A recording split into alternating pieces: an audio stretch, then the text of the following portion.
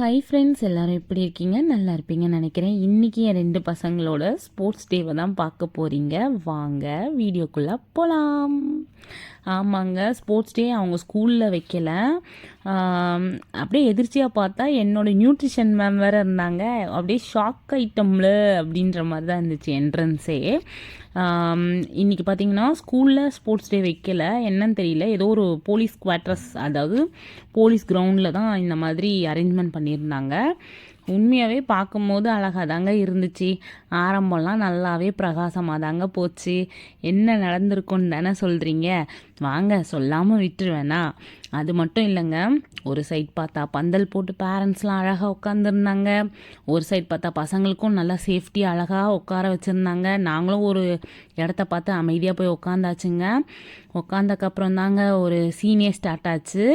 என்னென்னா, sports day பார்த்திங்கன்னா ஒரு 1/2 ஹவருக்குள்ளே ஸ்டார்ட் பண்ணிட்டாங்க. அதாவது 9 o'clockலாம் ஸ்டார்ட் பண்ணிட்டாங்கங்க. அப்படா பரவாயில்லையே, நல்ல வேலை, எப்படியோ ஒரு வழியாக சீக்கிரமாக ஸ்டார்ட் பண்ணிட்டாங்கப்பா, அப்போ சீக்கிரமாக முடிஞ்சிடும் அப்படின்ட்டு ஒரு சந்தோஷமாக ஆரம்பிக்கும்ல, அப்படி தாங்க ஆரம்பிச்சிச்சு. அப்படியே ப்ரேயர் சாங் போட எல்லோரும் எழுந்து நிற்க அழகாக ஆரம்பம்லாம் நல்லாவே அசத்தலாங்க போச்சுங்க. இப்படியே போகிற போக்கில் ஃபஸ்ட் டான்ஸுன்னு ஒன்று ஆடுவாங்க, கேள்விப்பட்டிருக்கீங்களா? பரதநாட்டியம், வேறு ஒன்றும் இல்லைங்க, பரதநாட்டியம் ஆடுவாங்க. ஏன்னா என்ட்ரன்ஸ் சாங் வந்து பரதநாட்டியத்தில் ஆரம்பித்தா தான் ஸ்பெஷலாக தெரியும் அப்படின்ற மாதிரி. நாங்களும் அழகாக செட் பண்ணி, பாவம் அந்த குழந்தைங்கள்லாம் வெயில் ஸ்டார்ட் ஆகிற டைம் சொல்லுவாங்கள்ல, அந்த மாதிரி. ஸோ அந்த குழந்தைங்களெல்லாம் அப்படியே லைனாக நிற்க வச்சுருந்தாங்க. எல்லாம் அப்படியே செட் பண்ணி அப்படியே போயிட்டு இருந்ததுங்க. கொஞ்ச நேரத்தில் என்ன நடந்திருக்கும்னு நினைக்கிறீங்க? இந்த டான்ஸில் ஒரு ட்விஸ்ட் நடந்துச்சு. என்ன அப்படின்னா, கரஸ்பாண்டன் வரல. ஸோ அந்த கேப்பை பயன்படுத்தி திரும்பவும் முதல்ல இருந்துன்ற அதே டான்ஸை அதே மாதிரி போட்டு எங்களை தாக்குன்னு தாக்குனாங்களோ இல்லையோ, அங்கே இருக்க பேரண்ட்ஸு அப்புறம் குழந்தைங்களுக்கும் ரொம்ப கஷ்டத்தையும் கொடுத்துட்டாங்க. சரி பரவாயில்ல, இருக்கட்டும், அடுத்த டான்ஸ் பார்க்கலான்னு அவர் பண்ணியிருக்கலாம். என்னவோ தெரியல, அந்த டான்ஸ் பார்க்கறதுல அவருக்கு என்ன விருப்பமோ தெரியல. அப்படியே பார்த்தீங்கன்னா மார்ச் பாஸ் ஆரம்பிச்சுது. மார்ச் பாஸ் பார்க்கும்போது ரொம்பவே சூப்பராக இருந்துச்சு, நீட்டாகவும் இருந்துச்சு. எதனால அப்படின்றன, ஏன்னா நம்மளும் ஸ்கூல் டேஸ் எல்லாம் கடந்து வந்திருப்போம். அந்த ஸ்கூல் டேஸில் பார்த்தீங்கன்னா நானும் மார்ச் பாஸில் இருந்திருக்கேன். ஸோ கிளாஸ் பங்க் அடித்த மாதிரி இருக்கும், ஃப்ரெண்ட்ஸோட ஜாலியாக கொஞ்ச நேரம் டைம் ஸ்பெண்ட் பண்ண மாதிரியும் இருக்கும். அப்படியே இந்த மாதிரி செலிப்ரேஷன் அப்போல்லாம் வந்து ஜாலியாக ஃப்ரெண்ட்ஸோட நிறைய நிறைய நிறைய நேரம் இந்த மாதிரி, என்ன சொல்கிறது, இந்த மாதிரி டைம்லாம் இப்போ மிஸ் பண்ணிட்டோமேன்னு ரொம்பவே வருத்தமாக தாங்க இருக்குது. யாருக்கெல்லாம் இப்படி இருக்குன்னு சொல்லுங்கள். ஏன்னா நீங்கள் இந்த மாதிரிலாம் பண்ணியிருக்கீங்களா? நான் நிறையவே பண்ணியிருக்கேன். பட் காலேஜ் டேஸ்லேயும் பண்ணியிருக்கேன். ரொம்ப சூப்பராகவும் இருக்கும், ரொம்ப ஜாலியாகவும் இருக்கும். அப்படியே பார்த்தீங்கன்னா ப்ரைஸ் டிஸ்ட்ரிபியூஷன்ஸு, அப்புறம் குழந்தைங்கள்லாம் நிறைய பேர் ஆடிட்டே இருந்தாங்கங்க. இதில் என் 2 பிள்ளைங்களும் வேறு கலந்துருந்தாங்க. 2 பேருமே ஒரே டான்ஸில் தான் கலந்துருந்தாங்களா. சரி ஓகே, அப்பா நல்லதாக போச்சுடா அப்படின்னு சொல்லிட்டு நானும் என் பிள்ளைங்களை தேடிட்டு இருந்தேங்க. கண்ணு கெட்டின தூரம் வரைக்கும் என் குழந்தைங்கள நான் கடைசி வரைக்கும் பார்க்கலங்க. என்ன காரணம் அப்படின்னா, ஸ்டேஜுக்கும் நான் உட்கார்ந்துருந்த இடத்துக்கும் பார்த்திங்கன்னா ரொம்ப ரொம்ப தூரங்க. ஸோ எல்லா குழந்தையும் என் குழந்தைய பாவிச்சு கடைசியில் பார்த்தது தாங்க மிச்சம். ஆமாங்க, கடைசி வரைக்கும் என் குழந்தைய நான் கேட்ச் ஓவர் பண்ணவே முடியல. 1க்கு 2 குழந்தையும் சேர்ந்து தாங்க ஆடிச்சு. பட் எங்கே ஆடிச்சுருந்தாங்க என்னால் இந்த ரெட் கலர் ட்ரெஸ்ஸில் கண்டுபிடிக்க முடியல. சரி எல்லாமே நம்ம குழந்தைய நினச்சிக்குவோம் அப்படின்னு சொல்லிட்டு பெரிய அளவில் என்ன தான் ஜூமிங்கில் பண்ணி பார்த்தாலும் கண்ணு கெட்டின தூரம் வரைக்கும் என் பிள்ளைங்களே என் கண்ணுக்கு தெரியலங்க. இதில் ஒரு பெரிய ஹைலைட் காமெடி என்ன தெரியுமா? போகும்போது என்னவோ பிரகாசமாக இருந்த மாதிரி தாங்க இருந்துச்சு. போக போக போக பார்த்தீங்கன்னா வேர்வை வர ஆரம்பிச்சிருச்சு. ஒரு கட்டத்தில் தோசைக்கல்லை தூக்கி தலைமையில் வச்ச மாதிரி ஆயிடுச்சுங்க.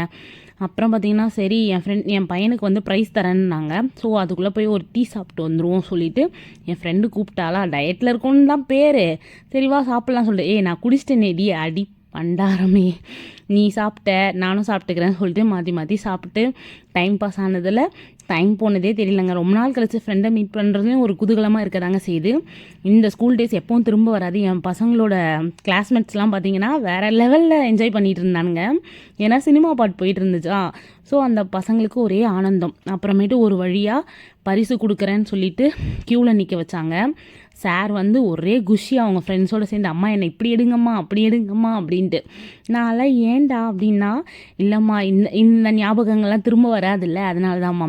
அது என்னவோ உண்மைதாங்க, திரும்ப திரும்ப பார்த்தாலும் சலிக்காத ஒன்று அப்படின்னு பார்த்தீங்கன்னா நம்ம ஸ்கூல் டேஸ் மெமரிஸ் தாங்க. அந்த ஸ்கூல் டேஸை திரும்ப நம்மளால் எப்போவுமே வாங்க முடியாதுங்க. நான் எதனால் இப்படி சொல்கிறேன்றத கண்டிப்பாக உங்கள் எல்லாருக்குமே புரிஞ்சிருக்கும். ஏன்னா ஸ்கூல் டேஸ் தாங்க. என் பிள்ளை வந்து ஃபஸ்ட்டு வந்ததில் எனக்கு ரொம்பவே சந்தோஷங்க. என்ன கேம்லனா ஸ்லிப்பிங் ஆடினாராம். என் பிள்ளை ஸ்லிப்பிங் ஆடுவான்றதே எனக்கு இப்போ தாங்க தெரிஞ்சிச்சு. ஒரு அம்மாவாக இந்த இடத்துல நான் வெக்கப்படுறதா இல்லை நல்ல பிள்ளையை வளர்த்துருக்கோன்னு ஃபீல் பண்ணுறதானே தெரியலங்க. இந்த பெரிய மனுஷி என்னோட யூடியூபோட பெரிய ஃபேனாங்க. என்னையும் காட்டுங்க ஆன்ட்டி அப்படின்னு சொல்லிட்டு சொன்னாங்க. ஸோ எல்லாரையும் சேர்க்க வச்சு, அதாவது மெடல் வாங்கின எல்லா குழந்தையும் வந்து நிற்க வச்சு ஒரு ஃபோட்டோ எடுத்துருவோம் சொல்லிட்டு இவங்கள நிப்பாட்டுறதுக்குள்ள படாத பாடு போயிடுச்சுங்க. ஆக மொத்தத்தில் என் பிள்ளை மெடல் வாங்கினதுலேயும் இந்த பெரிய யூடியூப் லைக்கை கண்டுபிடிச்ச இந்த குட்டியையும் நான் பார்த்ததில் ரொம்பவே சந்தோஷங்க. இவ்வளோ நேரம் என் வீடியோவை பொறுமையாக பார்த்ததுக்கு ரொம்பவே நன்றிங்க. தேங்க்ஸ் ஃபார் டாடாங். என்னடா காஸ்டியூம் சேஞ்ச் ஆகி வந்து உட்காந்துருக்காளேன்னு பார்க்குறீங்களா? ஆமாங்க, பாதி வீடியோ எடுக்கிறதுக்குள்ளே டயர்ட் ஆகிட்டேன்னா தூங்கிட்டேன். அதாவது ரொம்ப நேரம் நேற்று வந்து கால் அடிபட்டிருக்கு, உங்கள் எல்லாருக்கும் தெரிஞ்சிருக்கும். ஆமாங்க, அடிபட்டதுலேருந்து பார்த்தீங்கன்னா கால் ரொம்பவே பெயின் கொடுக்க ஆரம்பிச்சிச்சு. டாக்டர் சொன்ன ஒரே ஒரு வார்த்தை என்னென்னா, ஒன்றும் இல்லை, காலை ரொம்ப நேரம் நிற்க வைக்காதீங்க, கொஞ்ச நேரம் ஒரு 2 டேஸ்க்கு அதை ரெஸ்ட் விடுங்க அப்படின்னு சொல்லிட்டு சொன்னாங்க. நமக்கு நம்ம பிள்ளை முக்கியமாக கால் முக்கியமானு தோணுச்சு. சரி பிள்ளைக்காக போவோமேன்னு போனாங்க. ஆனால் உண்மையாகவே பட்டதுலேயே படும்லாம் சொல்லுவாங்கள்ல, அதெல்லாம் நடந்துச்சுங்க. போய் கால் இப்படி வச்சுட்டு நின்றுட்டு இப்படியே வேடிக்கை பார்த்துட்டே இருந்தேன்னா ஒரு அழகான அக்கா வந்து நச்சுக்குன்னு மிதிச்சு போட்டு போயிட்டாங்க. கால் நல்லாவே வீங்கி போச்சு. இருந்ததை விட சும்மா தலக்குன்னு அப்படியே மெதுவாக இருக்குது என் கால். கொஞ்சம் லைட்டாக பெயின் இருக்க தான் செய்யுது. பட் பரவாயில்ல, பிள்ளைக்காக இருந்ததில் ரொம்பவே சந்தோஷம்தாங்க. இவ்வளோ நேரம் என் வீடியோவை பொறுமையாக பார்த்ததுக்கு ரொம்பவே நன்றிங்க. தேங்க்ஸ் ஃபார் வாட்சிங். ப்ளீஸ் லைக் பண்ணுங்கள், ஷேர் பண்ணுங்கள், கமெண்ட் பண்ணுங்கள், சப்ஸ்கிரைப் பண்ணுங்கள். பக்கத்தில் இருக்க பெல் ஐக்கானை கிளிக் பண்ணிக்கோங்க. நெக்ஸ்ட் வீடியோவில் நான் உங்களை மீட் பண்ணுறேன். பாய்.